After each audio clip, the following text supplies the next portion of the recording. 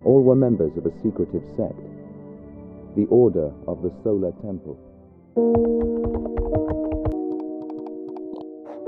Awal Oktober 1994, polisi di Swiss dan Kanada dibuat terkejut oleh penemuan yang mengerikan. Puluhan orang ditemukan tewas di berbagai lokasi, sebagian dalam keadaan terbakar, sebagian lain dengan luka tembak dan suntikan. Para korban mengenakan jubah ritual dikelilingi lilin dan meninggalkan dokumen yang berisi pesan tentang sebuah perjalanan menuju bintang Sirius. Tragedi itu bukan kecelakaan biasa. Mereka adalah anggota dari sebuah sekte yang menamakan diri sebagai Order of the Solar Temple. Kisah ini menjadi satu tragedi sekte paling kelam di akhir abad ke-20. Untuk memahami bagaimana semua ini bisa terjadi, kita akan menelusuri asal-usul, ajaran, dan kepemimpinan di balik Order of the Solar Temple. Selamat datang di Malas Media.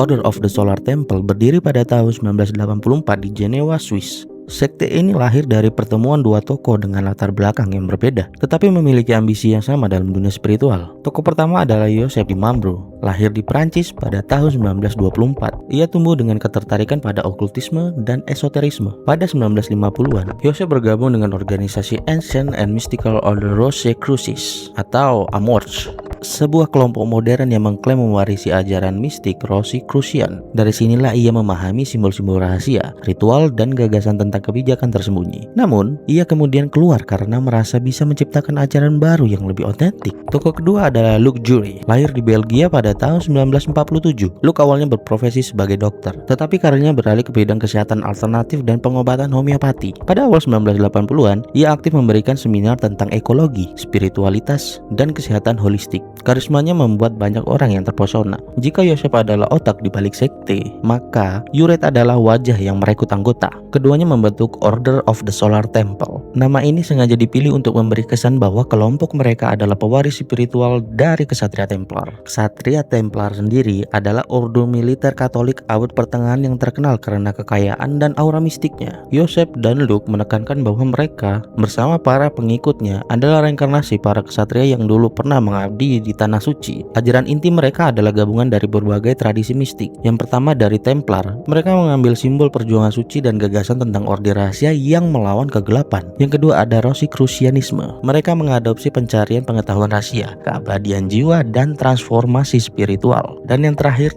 arus New Age, di mana mereka menyerap kepercayaan dari reinkarnasi astrologi hingga keyakinan pada makhluk cerdas dari sistem bintang Sirius. Menurut doktrin resmi, dunia modern dipenuhi dengan korupsi, materialisme, dan kehancuran moral. Hanya orang-orang yang terpilih yang bisa selamat dari akhir zaman. Para anggota diyakinkan bahwa mereka adalah bagian dari misi kosmik untuk membawa kesadaran baru bagi umat manusia. Kematian tidak dipandang sebagai sesuatu yang menakutkan, melainkan sebagai jalan untuk bertransisi ke dunia yang lebih murni di dimensi lain. Ajaran ini disampaikan dalam bahasa yang memikat, terutama oleh Luc Jury. Dalam ceramahnya, ia sering membungkus gagasan spiritual dengan topik-topik yang dekat dengan kehidupan modern, seperti kesehatan, energi alam, dan ancaman kerusakan lingkungan. Kombinasi ini membuat banyak orang yang berpendidikan seperti dokter, pengacara, arsitek, bahkan pejabat pemerintah merasa bahwa mereka sedang bergabung dengan sebuah gerakan intelektual sekaligus spiritual. Namun, di balik idealisme itu, Joseph di Mambro memegang kendali penuh. Ia menyusun ritual, menentukan wahyu yang harus dipercayai, dan meyakinkan pengikut bahwa dirinya memiliki otoritas supranatural. Kelak, perpaduan antara karisma Jure dan manipulasi di Mambro inilah yang mengikat para anggota semakin dalam, sehingga sulit untuk melepaskan diri meskipun arah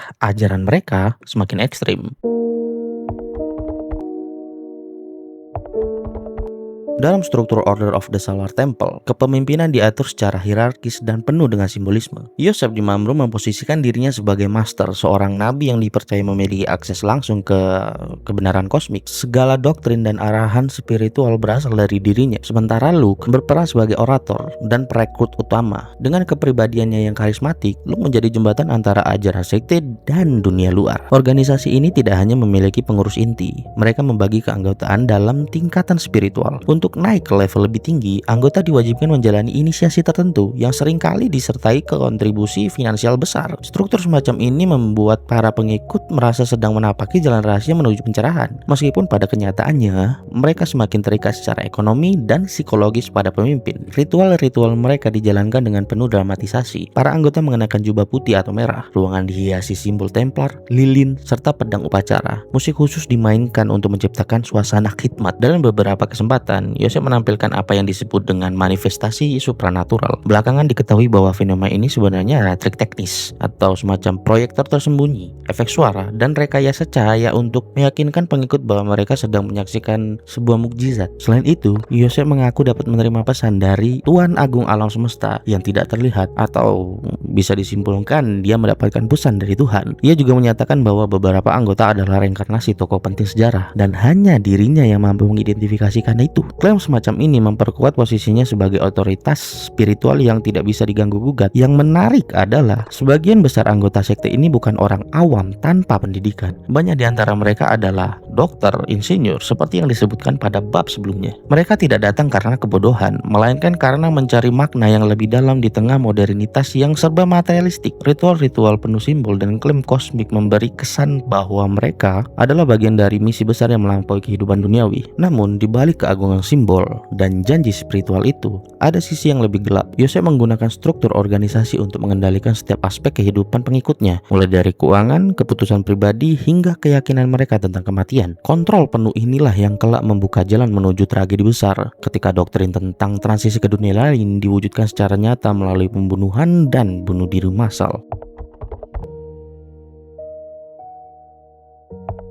Rangkaian tragedi Order of the Solar Temple berlangsung antara tahun 94 hingga 1997 dan merenggut sedikitnya 74 nyawa di Swiss, Prancis, dan Kanada. Peristiwa ini menjadi salah satu contoh paling kelam dari sekte apokaliptik modern, di mana keyakinan spiritual bercampur dengan manipulasi psikologis dan kontrol penuh atas kehidupan anggota. Pada 5 Oktober 1994, dunia dikejutkan dengan penemuan 48 jasad di Cherry dan Salvan, Swiss. Menurut laporan Institut Kedokteran Forensik Lausanne, korban ditemukan dalam kondisi mengenakan jubah putih, tubuh hangus terbakar, bahkan beberapa hanya bisa diidentifikasi lewat catatan gigi. Itu semua dikutip dari The Challenge of Identification Following the Tragedy of the Solar Temple tahun 2000. Otopsi menunjukkan fakta yang tidak bisa diabaikan, di mana banyak korban memiliki luka tembak serta jejak obat penenang. Hal ini membantah narasi bunuh diri kolektif murni dan memperlihatkan bahwa sebagian besar korban kemungkinan besar dieksekusi sebelum api membakar tubuh mereka. Yang tak kalah penting adalah pada tragedi ini, pendiri dan pemimpin utama sekte Yosef di Mamre dan Luc Jure juga ikut tewas. Menurut laporan resmi, Luc Jure meninggal akibat suntikan beracun yang diberikan pada dirinya sendiri sebelum kebakaran. Sedangkan Yosef di Mamre diyakini meninggal terlebih dahulu akibat racun sebelum jasadnya ikut hangus terbakar bersama bangunan. Kehidupan dan kematian mereka menegaskan bahwa bahkan para pemimpin sekte tidak luput dari konsekuensi dari ritual destruktif yang mereka rancang sendiri. Hanya beberapa bulan kemudian tragedi kembali terulang. Pada Desember 1995 di kawasan Vercors, Prancis, 16 orang ditemukan tewas. Di sana termasuk anak-anak berusia 2 hingga 6 tahun. Laporan kepolisian Grenoble yang dilaporkan media Los Angeles Times pada tanggal 25 Desember 1995 menyebutkan bahwa setiap tubuh memiliki setidaknya satu luka tembak. Bagi penyidik, jelas bahwa anak-anak tidak mungkin memilih kematian ini, sehingga kasus tersebut dikategorikan bukan sekedar bunuh diri massal, melainkan pembunuhan kolektif yang ditutupi dengan ritual. Gelombang terakhir terjadi pada 22 Maret 1997 di Saint-Casimir, Quebec. 5 orang dewasa tewas dalam rumah yang sengaja dibakar, sementara 3 remaja berhasil diselamatkan. Polisi menemukan dokumen yang sebelumnya dikirimkan ke media lokal, yaitu CBC News pada 1997. Isinya menyebutkan bahwa kematian itu adalah transit ke Sirius, atau sebuah perjalanan kosmik sesuai ajaran inti kelompok ini. Dari berbagai investigasi di Swiss, Prancis, dan Kanada, muncul kesimpulan serupa. Tidak semua korban mati atas kehendak mereka sendiri. Sebagian dibius, sebagian ditembak. Lalu tubuh mereka ditata membentuk lingkaran dan dibakar untuk menciptakan kesan ritual mistis. Dengan demikian, Order of the Solar Temple terbukti bukan hanya kelompok spiritual eksentrik, melainkan sebuah organisasi yang secara sistematis mengatur pembunuhan massal yang terselubung di balik narasi bunuh diri kolektif. 14 victimes, carbonisés ou tués d'une balle dans la tête, dont plus de la moitié retrouvés le même jour en des lieux différents sur... Tragedi yang menewaskan puluhan anggota Order of the Solar Temple tidak hanya meninggalkan luka bagi keluarga korban, tetapi juga mengguncang masyarakat internasional. Kasus ini memperlihatkan bagaimana sebuah sekte dengan ajaran apokaliptik bisa bertransformasi menjadi ancaman nyata yang berujung pada kematian massal. Di Eropa, peristiwa ini mendorong pemerintah untuk memperkuat pengawasan terhadap kelompok keagamaan non-konvensional. Di Prancis, lahirlah MILS atau bisa kita sebut dengan MILS pada tahun 1996. MILS adalah sebuah badan antar sektor yang bertugas memantau aktivitas sekte berbahaya dan melindungi warganya dari potensi manipulasi serupa. Swiss juga meningkatkan koordinasi aparat kepolisian lintas kanton dalam menangani kelompok spiritual yang berpotensi radikal. Secara global, tragedi Order of the Solar Temple kerap dibandingkan dengan kasus bunuh diri massal seperti People Temple di Youngstown pada 1978 dan Heaven's Gate di California pada 1997. Perbandingan ini menegaskan pola serupa, adanya pemimpin karismatik, keyakinan apokaliptik, serta kontrol penuh terhadap kehidupan anggota yang berakhir dengan kematian kolektif. Peneliti seperti Massimo Introvin dan temannya Sean mencatat bahwa Order of the Solar Temple menambah daftar bukti bagaimana sekte baru berbahaya bisa tumbuh di tengah masyarakat modern dengan memanfaatkan simbol sejarah. Dalam hal ini, citra kesatria Templar untuk memberi legitimasi spiritual pada doktrin mereka. Bagi keluarga korban, warisan yang tertinggal bukan hanya kehilangan, tetapi juga stigma. Banyak yang masih berjuang menjelaskan bahwa orang-orang yang tewas bukanlah fanatik buta, melainkan individu yang terjebak dalam lingkaran manipulasi psikologis dan finansial. Kesaksian dari para penyintas atau korban yang selamat, termasuk anak-anak yang selamat dari peristiwa Saint Casimir, menjadi pengingat bahwa sekte seperti Order of the Solar Temple meninggalkan trauma lintas generasi. Di ranah akademis, tragedi ini menjadi studi kasus penting tentang kultus apokaliptik, manipulasi spiritual, dan mekanisme kontrol sekte. Para peneliti menggunakannya untuk memahami bagaimana ajaran transenden bisa dipelintir menjadi alat dominasi, bahkan menghapus naluri bertahan hidup seseorang. Pada akhirnya, warisan paling kelam dari Order of the Solar Temple adalah pengingat bahwa mitos, simbol, dan keyakinan bisa berubah menjadi alat destruktif ketika digabungkan dengan ambisi personal pemimpin yang haus kendali. Bagi dunia, kisah ini tidak hanya tentang kematian 70 orang, tetapi juga peringatan permanen bahwa kerentanan manusia terhadap janji keselamatan bisa dimanfaatkan hingga titik paling tragis.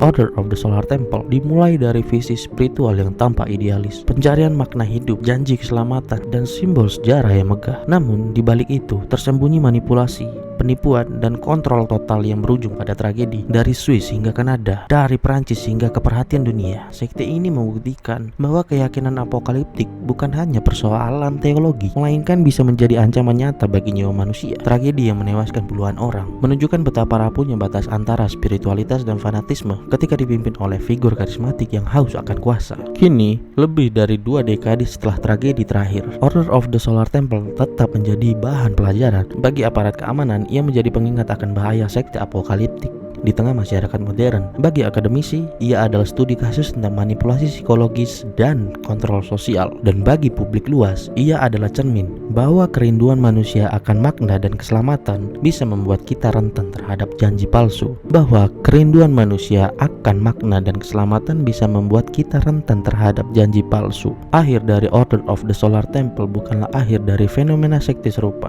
Justru, ia meninggalkan pesan yang relevan hingga hari ini, selalu kritis terhadap mereka yang mengklaim membawa kebenaran mutlak, apalagi ketika kebenaran itu menuntut pengorbanan nyawa. Sampai bertemu lagi di Malas Ngedit selanjutnya.